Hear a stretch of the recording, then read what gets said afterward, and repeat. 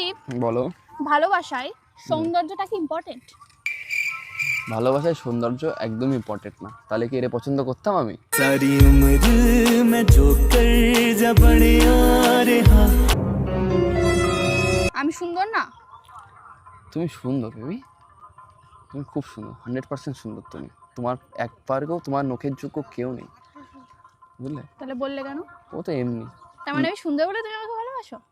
না, তোমাকে ভালোবাসি আর তুমি সুন্দর, সুন্দর বলে না। না, আমার কোশ্চেন হচ্ছে ভালোবাসায় সৌন্দর্য থাকাটা কি ইম্পর্টেন্ট?